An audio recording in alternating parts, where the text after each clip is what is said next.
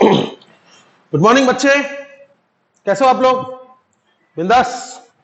अपन भी बिंदास है, समझे बेटा। आज हम लोग सर कहां गए आप? आ रहा हूं। आज हम लोग ये टॉपिक पढ़ने वाले हैं, इलास्टिक पोटेंशियल एनर्जी। नाम देखकर घबराने का नहीं, बहुत सिंपल टॉपिक है।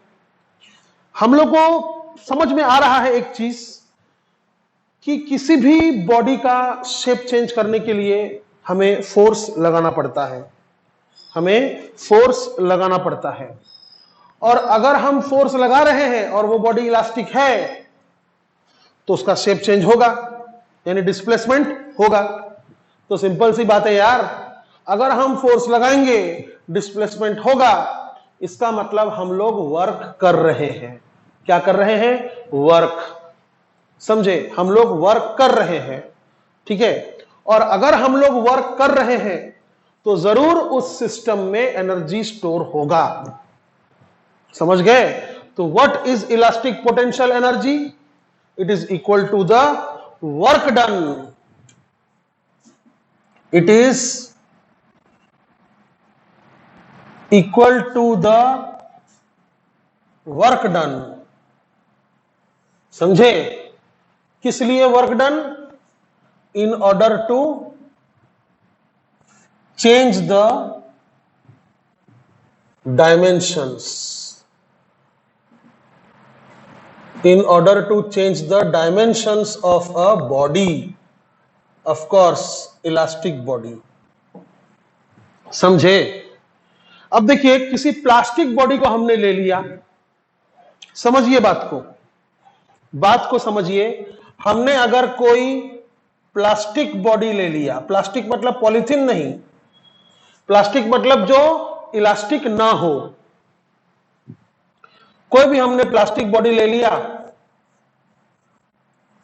और उस पर बाहर से हमने फोर्स लगाया, जिसके कारण ये बॉडी डिफॉर्म हो गया, अपना शेप चेंज कर लिया, तो डिस्प्लेसमेंट तो हुआ है, यानी हमने वर्क तो किया है। लेकिन क्या हमारे द्वारा किया गया वर्क इस सिस्टम में स्टोर होगा? नहीं होगा, इस सिस्टम में स्टोर नहीं होगा। क्योंकि सोचिए, अगर इस सिस्टम में कोई एनर्जी स्टोर होता,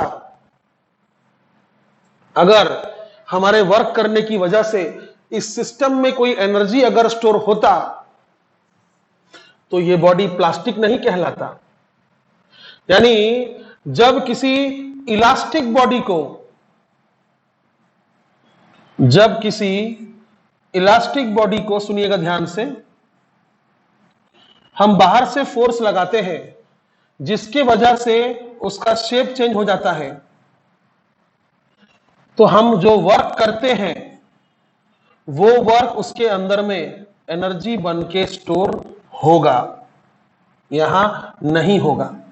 कैसे पता आपको? कैसे पता?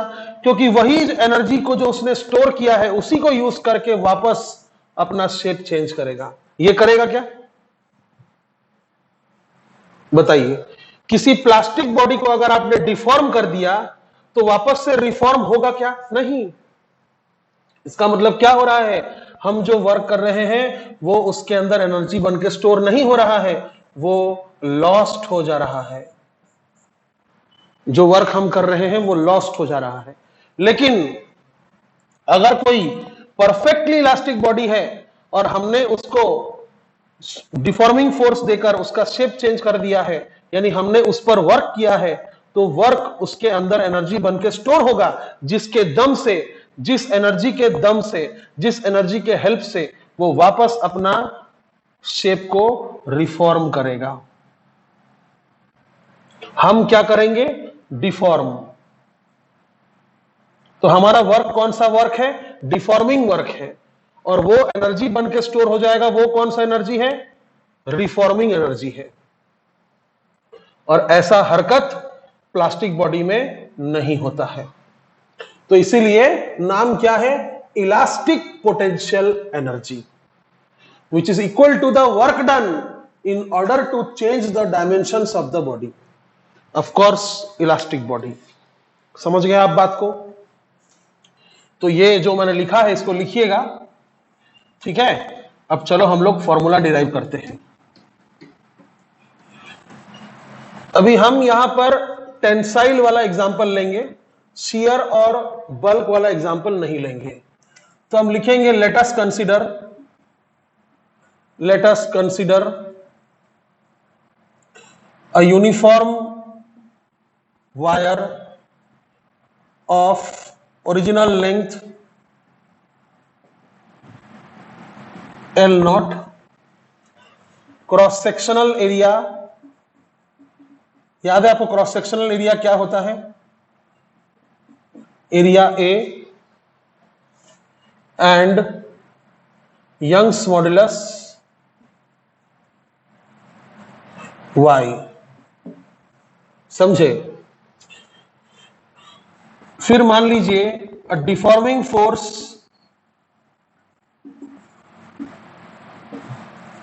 F is applied due to which चाय आ गया दोस्तों, कॉफी आ गया, क्या बात है, बड़ा वाला मैं लूंगा। तो बच्चे लोग चीयर्स।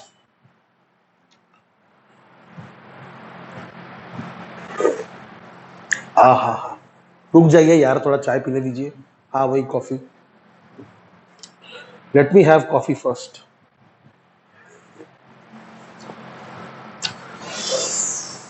हा, ओहो हो, चलो भाई बहुत हो गया, बाकी हम ठंडा होने के बाद पी लेंगे। चलिए, तो फिर late us consider a deforming force F applied due to which there is a change in length,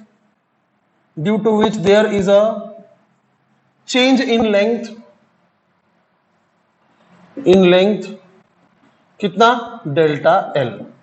एक डायग्राम भी हो जाए।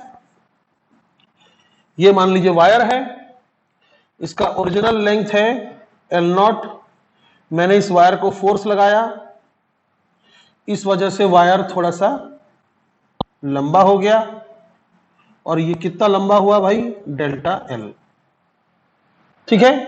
तो आप जानते हैं कि ऐसा केस में यंग्स मॉडुलस का फॉर्मूला क्या होता है ना भाई? Stress by strain, longitudinal stress by longitudinal strain. अब स्ट्रेस का फॉर्मूला क्या है ना भाई? Force upon area. और स्ट्रेन का फॉर्मूला क्या है ना भाई? Change in length upon original length. तो यहां से हम क्या करेंगे पता है? हम यहां से फोर्स निकाल लेंगे। फोर्स कितना आएगा? Y into delta L upon L0 into A। ये पूरा उठ के ऊपर आ गया और A भी ऊपर आ गया। तो भाई ये रहा फोर्स का formula. Okay, this is the change in length. तुम्ही काय म्हटला?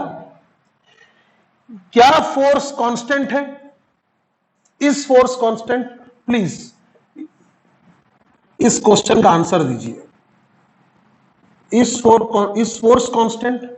नहीं यार, कॉमन सेंस। थोड़ा खींचोगे तो थोड़ा फोर्स लगेगा, ज्यादा खींचोगे तो ज्यादा फोर्स लगेगा। और फॉर्मूला में भी साफ दिख रहा है कि फोर्स इज डिपेंडेंट ऑन कि हाउ मच यू आर खींचिंग, how much is the extension in the wire, how much you are elongating the wire. इस बात पर डिपेंडेंट है कि फोर्स कितना है। Is force constant? नो। और हमने आपको बहुत पहले पढ़ाया है कि फोर्स अगर कांस्टेंट ना हो तो work done is equal to force into displacement से आंसर नहीं आएगा, आंसर इससे नहीं आएगा। तो क्या करेंगे हम इसको पहले x खींच लेंगे। कहां से कहां तक खींचना है? यहां से लेकर यहां तक खींचना है। ये पूरा कितना है? Delta L। तो पहले हम इसको क्या करेंगे? x खींच लेंगे और फिर थोड़ा सा और खींचेंगे, कितना थोड़ा, बहुत थोड़ा, dx। और dx खींचने का वर्क डन हम निकाल सकते हैं, क्योंकि dx इतना थोड़ा है, dx इतना कम डिस्प्लेसमेंट है। बहुतों को यह समझ में नहीं आता है कि हम ऐसा क्यों करते हैं। सुनिए ध्यान से, हर पल आप जब उसको खींच रहे हैं तो अलग अलग खींचने पर अलग अलग फोर्स लग रहा है। इसलिए हम चाहते हैं कि हम इतना कम खींचे कि उस खिंचाव के दौरान फोर्स अलग अलग ना हो। तो मैं यहां लिखूंगा let us elongate the wire up to a distance नहीं, up to x। let us elongate the wire up to x, यानी x खींच लिया, and then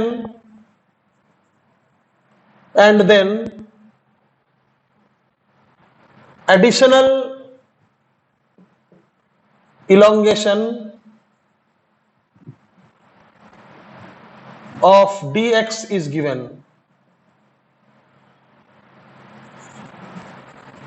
समझिए, इसको समझना बहुत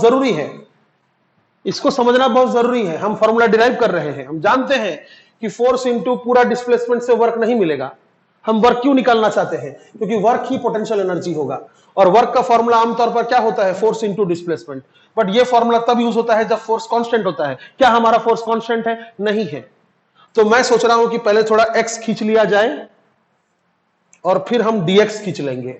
वही लिखा है मैंने कि पहले थोड़ा x खींच लिया जाए और फिर हम dx खींच लेंगे। अब आपको यह समझना है अंदर से, पहले थोड़ा कॉफी हो जाए। सब बहुत डिस्टर्ब करते हैं आप।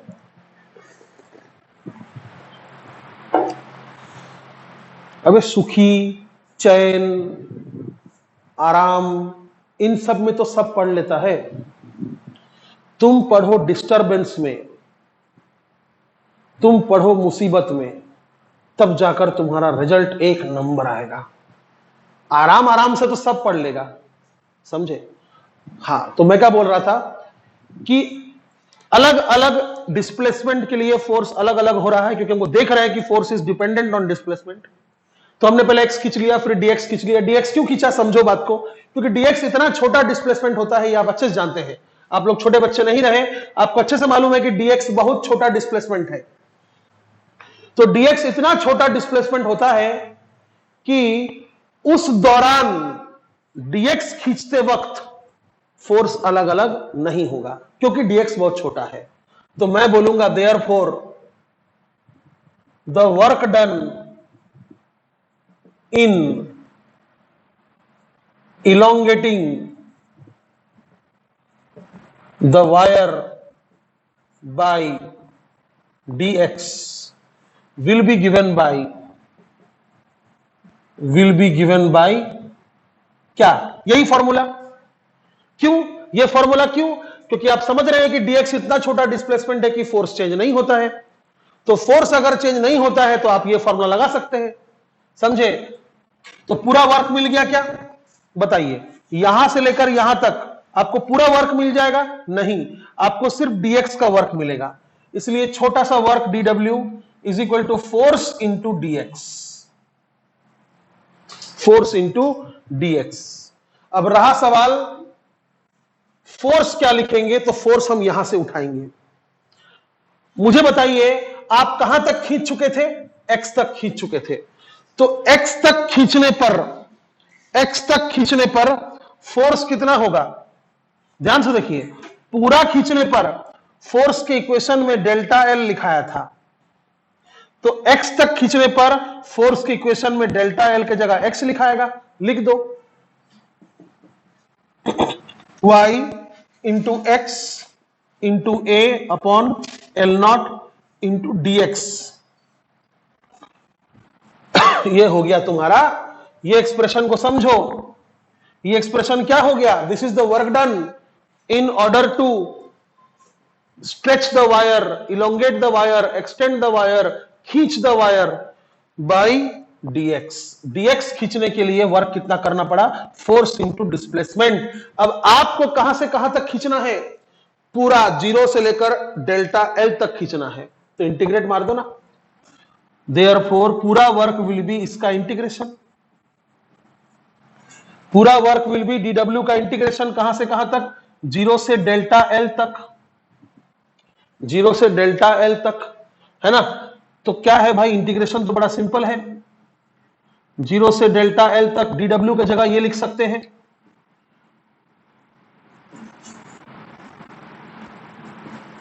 अब बहुत सिंपल है सर, आप ऐसा क्यों बोल रहे हैं, सिंपल ही तो है यार, y constant, a constant, l not constant बाहर आ जाएगा, इंटीग्रेशन साइन का बाहर आ जाएगा,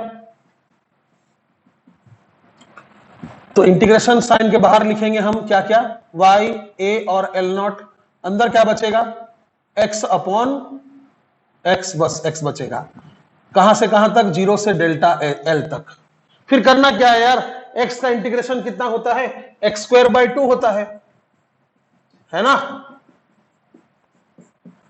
क्या होता है, x square by 2, x square by 2, ठीक है। और फिर लिमिट पुट करना है जीरो टू डेल्टा एल, तो x के जगह एक बार डेल्टा एल पुट करो, एक बार जीरो पुट करो, जीरो पुट करने का मतलब नहीं है पूरा जीरो हो जाएगा, इसलिए डेल्टा एल पुट करके खुश रहो। तो क्या हो गया, वाई ए अपॉन, अच्छे से लिखो, ये हाफ पहले लिखो, फिर वाई ए और अलग से लिखो, और फिर लिखो यहां पर डेल्टा एल का स्क्वायर। सर एल नॉट कहां गया सर, अरे हाँ एल नॉट कहां गया, एल नॉट यहां रहेगा, आई बात समझ में। तो ये तुम्हारा अजीबोगरीब एक इक्वेशन आ गया है जो किसी काम का नहीं है। हम इसको और अच्छे से लिखेंगे, कैसे, देखो ध्यान से, ध्यान से देखो, ध्यान से देखो, क्या delta L by L not को हम स्ट्रेन कहते हैं, हां कहते हैं, हाफ y इंटू ए,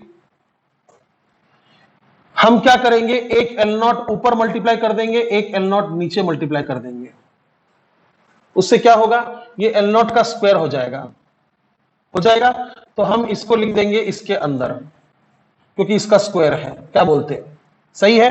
तो वाई ए एल नॉट, और फिर यहां क्या है, स्ट्रेन का स्क्वायर। अभी बाकी है, रुक जाओ, क्या मैं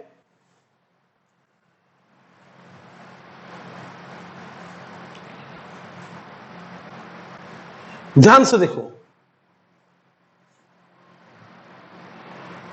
ये देखो यहां देखो,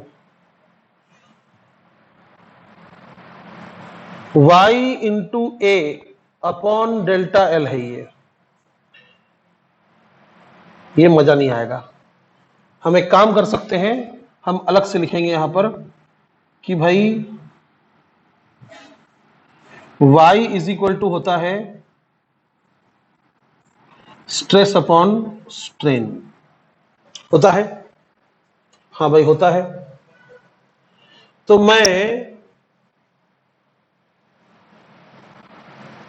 इस चीज को यहां पर यूज कर दूंगा, लेकिन ए और एल नॉट का क्या होगा, फिर कुछ तो गड़बड़ है बॉस, कुछ तो गड़बड़ है।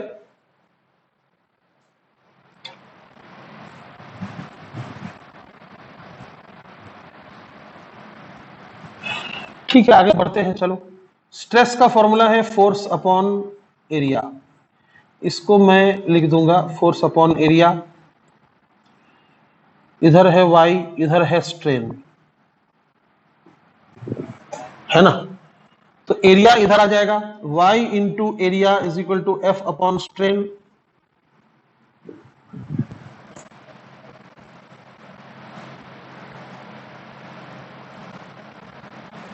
y into area is equal to S upon strain, आ रहा है आंसर आ रहा है। तो देखिए y into area is equal to F upon strain आ रहा है, ठीक है। तो मैं इसको यूज कर दूंगा, y इंटू एरिया की जगह लिख दूंगा मैं एफ अपॉन स्ट्रेन, लिख सकता हूं मैं work done is equal to half into stress नहीं, क्या था, F अपॉन स्ट्रेन। फिर भी एक L नॉट बच रहा है, रहने दो, और यहां पर स्ट्रेन का स्क्वायर बच रहा है, तो एक एक स्ट्रेन कट गया, फाइन। एक स्ट्रेन बचा है, half into F into L not into, इस स्ट्रेन की जगह मैं लिख दूंगा delta L by L not, लिख सकता हूं, और एल नॉट कट गया, और यही मुझे चाहिए था। Work done is equal to half into F की जगह मैं लिखूंगा लोड, और डेल्टा एल की जगह मैं लिखूंगा एक्सटेंशन। यह फॉर्मूला काम का है, समझे। जो भी यहां पर मैंने दिमाग खराब किया आपका, उसके लिए माफ कीजिएगा, लेकिन यह फॉर्मूला जो डिराइव हो रहा है वो तो हो रहा है, वो तो अलग बात है, बट यह फॉर्मूला ज्यादा इंपॉर्टेंट है। क्वेश्चन ऐसा रहता है कि हम किसी वायर को इतना फोर्स लगा रहे हैं, या हम किसी वायर पर इतना लोड लगा रहे हैं जिसके कारण वायर इतना लंबा हो गया, तो वायर के अंदर कितना एनर्जी स्टोर हुआ, या फिर आपने कितना वर्क किया। तो भाई ये फॉर्मूला लगेगा, work done is equal to half into load into extension, delta L मतलब एक्सटेंशन। समझ गए आप? तो एक फॉर्मूला आ गया है, मैं इसको मिटा रहा हूं, आप इसको जरूर लिखिएगा, बहुत जरूरी है लिखना ये सब, ठीक है। आप लोग वीडियोस देख रहे हैं मुझे पता है, लेकिन किसको कितना डाउट आ रहा है, किसी को कोई फर्क नहीं पड़ता है, कोई कुछ नहीं पूछ रहा है, ऐसा लगता है कि सबको सब कुछ समझ में आ रहा है, और ऐसे लोग ही फिर बाद में एग्जाम में बहुत कम मार्क्स लाते हैं और फिर बोलते हैं हे भगवान हमने पहले क्यों नहीं पूछा। तो याद रखिएगा, work done on the wire या फिर elastic potential energy stored in the wire, है ना, इसका फॉर्मूला है हाफ इंटू लोड मतलब फोर्स, एक्सटेंशन मतलब डेल्टा एल, ठीक है। अभी इसके बाद एक और टॉपिक है, वो क्या है, elastic potential energy stored per unit volume. यह भी बहुत इंपॉर्टेंट है, यानी क्यों पूछ रहा है ऐसा। अब देखिए, आपने जो वर्क किया, आपने जो इलास्टिक पोटेंशियल एनर्जी स्टोर करवाया, वो कहां स्टोर हुआ, आपने किस पर वर्क किया, पूरे वायर पर किया, वायर को खींचकर आपने पूरे वायर पर वर्क किया, पूरे वायर पर एनर्जी स्टोर हो गया। तो ऐसा भी पूछा जा सकता है कि पर यूनिट वॉल्यूम कितना एनर्जी स्टोर हुआ है, मतलब U बाई V, समझे। अगर इसका मतलब U है तो U बाई V, समझे, पर यूनिट वॉल्यूम। तो कुछ नहीं करना है, U का फॉर्मूला लिखिए, U इज इक्वल टू क्या आ रहा था, हाफ इंटू लोड मतलब F इंटू एक्सटेंशन मतलब डेल्टा एल, है ना, और आपको करना है U बाई V, तो by V, U by V। अब V क्या होता है, वॉल्यूम क्या होता है, मला माहिती आहे, वॉल्यूम मतलब होता है एरिया इंटू लेंथ, यही होता है ना। अब कोई भी वायर को अगर तुम जूम करके देखोगे, तो ये मान लो ओरिजिनल लेंथ है L नॉट, और ये मान लो एरिया है A, तो वॉल्यूम क्या होगा, एरिया इंटू L नॉट। तो करना कुछ नहीं है, इस फॉर्मूला में आप क्या करो, वॉल्यूम की जगह लिखो एरिया इंटू L नॉट। अरे वाह वाह वाह, अब देखो ध्यान से क्या फॉर्मूला आ गया, क्या फॉर्मूला आ गया, मजा आ गया। फोर्स अपॉन एरिया होता है स्ट्रेस, और delta L upon delta L not होता है स्ट्रेन। तो ये एक फॉर्मूला को बॉक्स कर दिया जाए, याद रखिएगा, ये फॉर्मूला किसके लिए है, एनर्जी स्टोर्ड के लिए नहीं है, energy stored per unit volume के लिए है। तो ये एक फॉर्मूला आ गया। अब और इस तरह से दो फॉर्मूला आएगा, उसको कर देते हैं अलग कलर से, उससे पहले एक सिप कॉफी हो जाए।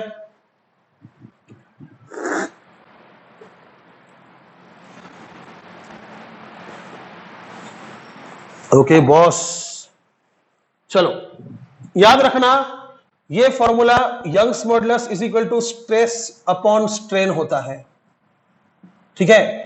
तो मैं इस फॉर्मूला में एक बार स्ट्रेस की जगह लिखूंगा यंग्स मॉडुलस इनटू स्ट्रेन, तो एक फॉर्मूला आएगा, और एक बार मैं स्ट्रेन की जगह लिखूंगा स्ट्रेस अपॉन यंग्स मॉडुलस, तो दूसरा फॉर्मूला आ जाएगा। तो बहुत सिंपल है। तो हम एक फॉर्मूला कर चुके हैं, ये फॉर्मूला नंबर 1 है। अब फॉर्मूला नंबर 2 क्या है ना भाई, U by V is equal to क्या फॉर्मूला आया था, half into stress into strain. मैं सोच रहा हूं यहां से स्ट्रेस की जगह लिखा जाए यंग्स मॉडुलस इंटू स्ट्रेन, तो U बाई V हो जाएगा हाफ इंटू स्ट्रेस की जगह यंग्स मॉडुलस इंटू स्ट्रेन, और एक स्ट्रेन और है तो स्ट्रेन का स्क्वायर। तो ये भी एक फॉर्मूला है, formula number 2, half into Young's modulus into strain का स्क्वायर। अब मैं क्या करूंगा, 3 नंबर फॉर्मूला डिराइव करूंगा, U by V is equal to half into stress into strain, और यहां पर मैं स्ट्रेन के जगह यहां से लिखूंगा स्ट्रेस अपॉन वाई।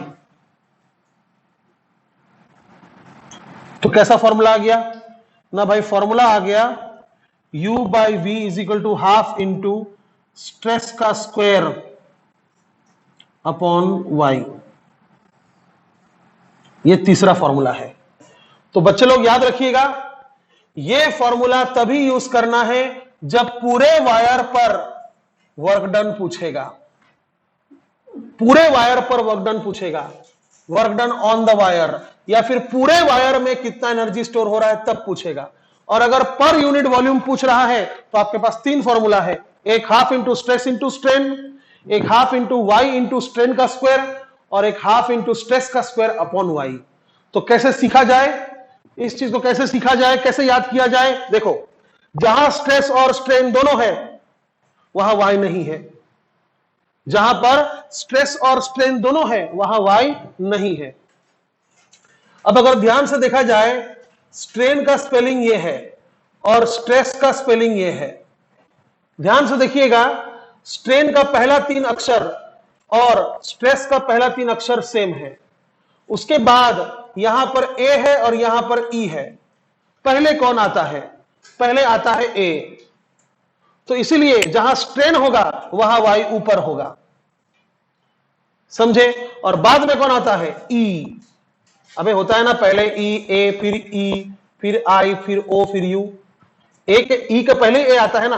तो जब स्ट्रेन लिखेंगे तो ए है, ए पहले आता है तो वाई ऊपर रहेगा। और जब स्ट्रेस लिखिएगा तो ई है, ई बाद में आता है तो वाई नीचे रखिएगा। और जब दोनों आता है ए और ई तो वाई नहीं रहेगा। तो half into stress into strain, half into strain square into Y, half into stress square upon Y. ये 3 फॉर्मूला आप कब यूज करेंगे, जब energy stored per unit volume पूछेगा, पर यूनिट वॉल्यूम। और जब पूरे वॉल्यूम में एनर्जी पूछेगा, यानी पूरे वायर में एनर्जी पूछेगा, तो उसका फॉर्मूला है half into load into extension. समझ गए। तब तक के लिए नमस्कार। अगले सेशन में हम लोग मिलते हैं। अगले सेशन में बहुत अच्छा चीज सीखेंगे, पॉइजन्स रेशियो। आप लोग सोचते होंगे कि हम जब वायर को खींचते हैं तो वायर पतला भी तो होता होगा। हम जब वायर को खींचते हैं तो वायर सिर्फ लंबा हो रहा है क्या, वायर पतला भी तो हो रहा होगा। तो उसके बारे में आपने बात नहीं किया सर। तो उसके बारे में बात करने के लिए हम नया टॉपिक पढ़ाएंगे और उसका नाम है पॉइजन्स रेशियो, जहरीला अनुपात। समझे। तो अगला सेशन में हम लोग पॉइजन्स रेशियो पढ़ेंगे, सिर्फ पॉइजन्स रेशियो पढ़ेंगे। बहुत छोटा टॉपिक है, इसलिए हम उसके साथ एक आधा न्यूमेरिकल्स भी कर देंगे ताकि पॉइजन्स रेशियो पूरा क्लियर हो जाए। छाप छाप के लिए नमस्कार, बाय बाय।